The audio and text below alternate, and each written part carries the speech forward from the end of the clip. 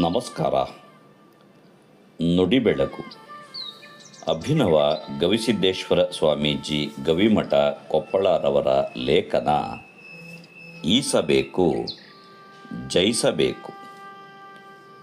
ನಿಸರ್ಗ ನೀಡಿದ ಈ ಭೂಮಿಯಲ್ಲಿ ಆನಂದವಾಗಿ ಬದುಕದೇ ಇದ್ದವರು ಬಡವರು. ಬಡವ ಶ್ರೀಮಂತ ಎನ್ನುವುದು ನಮ್ಮ ತಲೆಯಲ್ಲಿ ಇದೆಯಷ್ಟೇ. ಭೂಮಿ ಬಡವ ಶ್ರೀಮಂತ ಅಂತ ಭೇದ ಮಾಡಿಲ್ಲ.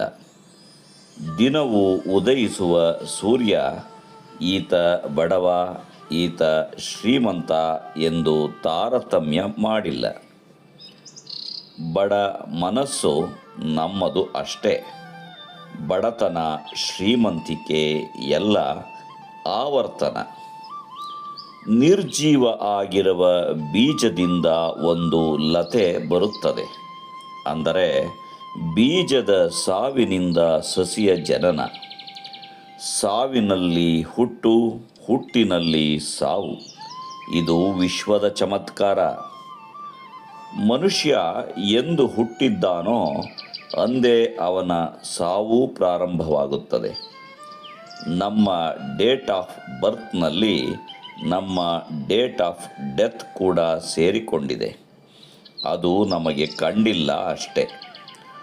ಹುಟ್ಟು ಸಾವು ಎನ್ನುವುದು ಆವರ್ತನ ಎನ್ನುವುದನ್ನು ಅರಿಯಬೇಕಾಗಿದೆ. ಆವರ್ತನವನ್ನು ಅರಿತು ಬದುಕುವವರಿಗೆ ಸಂತರು ಎನ್ನುತ್ತಾರೆ. ತಾಪ ಕೊಡುವ ಜಗತ್ತಿನಲ್ಲಿ ತಾಪ ಮಾಡಿಕೊಳ್ಳದೆ ಬದುಕಿದರೆ ಅವನಿಗೆ ತಪಸ್ವಿ ಎನ್ನುತ್ತಾರೆ. ತಾಳಿದವನು ತಪಸ್ವಿ. ಪ್ರತಿಯೊಬ್ಬರೂ ತಪಸ್ವಿಗಳಾಗಬೇಕು. ಕಾಡಿನಲ್ಲಿ ಮನೆ ಮಾಡಿದ ಮೇಲೆ ಕಾಡು ಪ್ರಾಣಿಗಳಿರುತ್ತವೆ. ನಾಡಿನಲ್ಲಿ ಕಾಡುವ ಪ್ರಾಣಿಗಳಿರುತ್ತವೆ.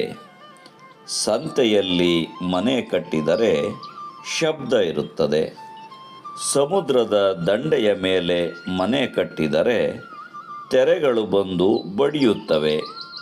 ಇವೆಲ್ಲ ಬಂದೇ ಬರುತ್ತವೆ. ಏನು ಬಂದರೂ ಸಮಾಧಾನದಿಂದ ಇರಬೇಕು. ಇದೇ ಸಮಾಧಾನ ಯೋಗ. ಜೀವನದಲ್ಲಿ ನೀವು ಬೇರೆ ಯಾವುದೇ ಯೋಗಾಭ್ಯಾಸ ಮಾಡದೇ ಇದ್ದರೂ ಪರವಾಗಿಲ್ಲ. ಸಮಾಧಾನ ಯೋಗವನ್ನು ಮಾತ್ರ ಕಲಿಯಲೇಬೇಕು. ಸಮಾಧಾನ ಯೋಗ ಮಾಡದೇ ಇದ್ದರೆ ಉಳಿದ ಯಾವುದೇ ಯೋಗವು ಪರಿಣಾಮಕಾರಿ ಆಗೋದಿಲ್ಲ. ಮಹಾಭಾರತದ ಯುದ್ಧ ಆರಂಭವಾಗಿದೆ. ಲಕ್ಷಾಂತರ ಸೈನಿಕರು ಎದುರು ಬದುರು ನಿಂತಿದ್ದಾರೆ. ಕೃಷ್ಣನ ಸಾರಥ್ಯದಲ್ಲಿ ಅರ್ಜುನ ಕೂಡ ಯುದ್ಧ ಭೂಮಿಗೆ ಬಂದಿದ್ದಾನೆ. ಇನ್ನೇನು ಯುದ್ಧ ಶುರುವಾಗಬೇಕು ಅಂದಾಗ ಅರ್ಜುನ ತಾನು ಯುದ್ಧ ಮಾಡುವುದಿಲ್ಲ ಎಂದ. ಅದಕ್ಕೆ ಕೃಷ್ಣ ಯಾಕೆ, ಏನಾಯಿತು ಎಂದು ಕೇಳಿದ.